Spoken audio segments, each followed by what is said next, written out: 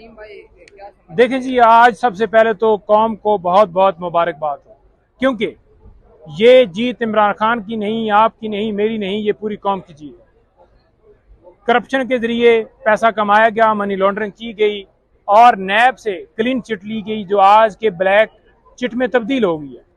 Supreme court ने जो फैसला दिया है उसमें उन्होंने वाजह किया है कि ये जो 50 करोड़ तक करप्शन जायज करार दी गई थी उसको खत्म किया जाता है। बर्डन ऑफ प्रूफ जो है वो नैब पे था, जो कि बहाल किया गया है कि जो बंदा करप्शन करेगा वो बताएगा।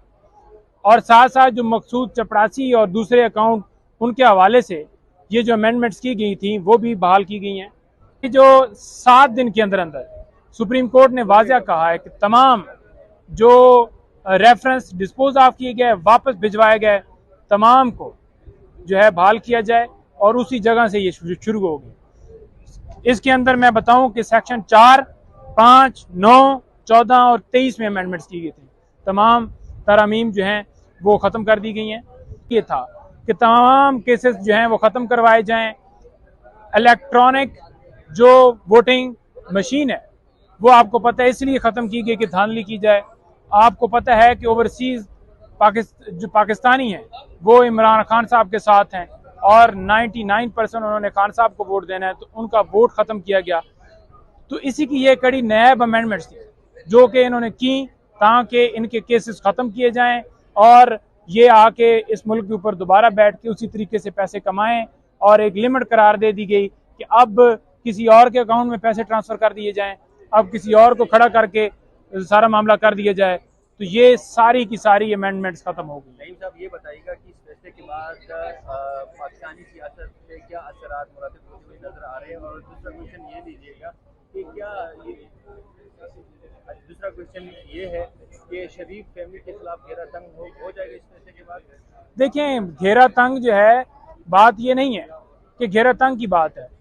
चाहे शरीफ फैमिली हो, चाहे जरदारी फैमिली हो, चाहे पीडीएम की कोई और जमात हो, चाहे कोई ब्यूरोक्रेट हो, चाहे कोई बड़ा ऑफिसर हो, जितने लोग हैं, जिन जिन लोगों ने अमेंडमेंट से फ़ायदा लिया, तमाम जो है ज़ुमरे में दोबारा आ गए और उनके लिए घेरा तंग हो गया। और घेरा तंग कैसे हुआ है कि ये जो करप्शन थी इसको जायज़ कर दिया गया कि अब साबित किया जाए कि वाकई ये करप्शन से पैसा कमाया गया। कैसी मुज़क्का खेज अमेंडमेंट्स हैं। आज पता चला है कि ये चपरासी अकाउंट वो वाला मामला भी अंदर था, इसके अंदर तो, और 50 करोड़ वाला भी था, और बाकी एसेट बियॉन्ड मीन्स वो भी कि इनसे पूछे ही ना जाए। तो ये सारी अमेंडमेंट्स इसलिए की गई। खान साहब के ऊपर जो फायदा कहते हैं, कैसे खान साहब को फायदा है? बात यह है कि जो उनके ऊपर केसेस बनाए गए हैं वो तो हैं ही 50 करोड़ से नीचे के, तो फायदा तो उनके लिए नहीं है, क्योंकि उनके ऊपर जो केसेस बनाए गए हैं वो 50 करोड़ वो तो इसके अंदर आते हैं।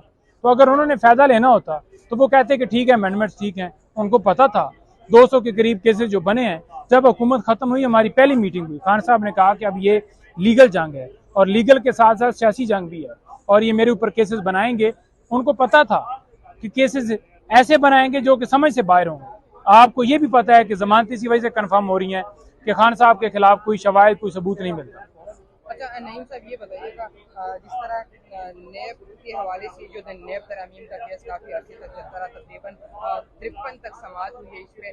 कौम को आसान अल्फाज में ये बताइएगा कि नेब के अंदर इन्होंने कौन सी तरामीम की थी और जो अभी सुप्रीम कोर्ट ऑफ पाकिस्तान ने आज जो फैसला सुना और वो सारों को मेरे भाई, मैंने पहले आपको बताया है कि जो 50 करोड़ करप्शन नहीं, फेडरल गवर्नमेंट जो डिसीजन देगी, गवर्नमेंट ऑफिस जो फैसले देगी, उनको नैब के अख्तियारात से बाहर कर दिया गया था। यानी कि उनके डिसीजन करप्शन के हवाले से या कोई पैसों के हवाले से, एसेट बियॉन्ड मीन्स के हवाले से वो ख़त्म कर दिए गए थे। आज वो बहाल हो गए हैं। 50 करोड़ तक जो करप्शन है उसको जायज़ करार दिया गया था। उससे नीचे जो है वो केसेस ही नहीं चलाए जाते थे नैब के अंदर। उसको बहाल कर दिया गया कि जो अगर 1 करोड़ की करप्शन होगी, 1 करोड़ का केस होगा तो वो चलेगा। ये नहीं कि 50 करोड़ से नीचे वाली जो है वो केस नहीं चल सकते। दायराकार इसको महदूद किया गया था।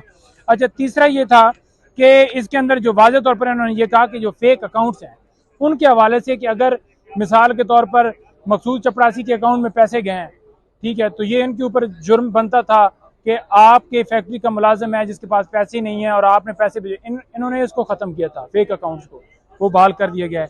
फिर बर्डन ऑफ प्रूफ क्या है जी? कि अगर करप्शन मैं करता हूँ तो नैब साबित करेगा कि मैंने करप्शन कहाँ से की। अब मैंने इंटो से की, बिल्डिंग से की, फॉर एग्जांपल मैंने कोई और किसी से रिश्वत लेके की, नौकरियों के मद में मैंने पैसे लेके की, तो नैब को समटाइम नहीं पता होता कि कहाँ से ये करप्शन की। उन्होंने तो देखना है कि इसके जो एसेट्स हैं, इसकी जो इनकम के जराए हैं वो कम है, इसकी ये 2 मशीनें हैं जो मौके के ऊपर काम कर रही हैं, लेकिन इसकी अकाउंट में करोड़ों रुपए पैसा कैसे है। तो उसको उन्होंने ये कहा है कि वो खुद बताएगा कि मैं पैसे इधर इधर से लेता हूँ, ये मेरे अकाउंट्स हैं, ये मेरी गाड़ियां चलती हैं, ये मेरी मेट्रो चलती है जिससे मुझे इनकम आती है। तो ये उन्होंने बहाल किया कि वो खुद बताएगा, ना कि नैब के ऊपर होगा।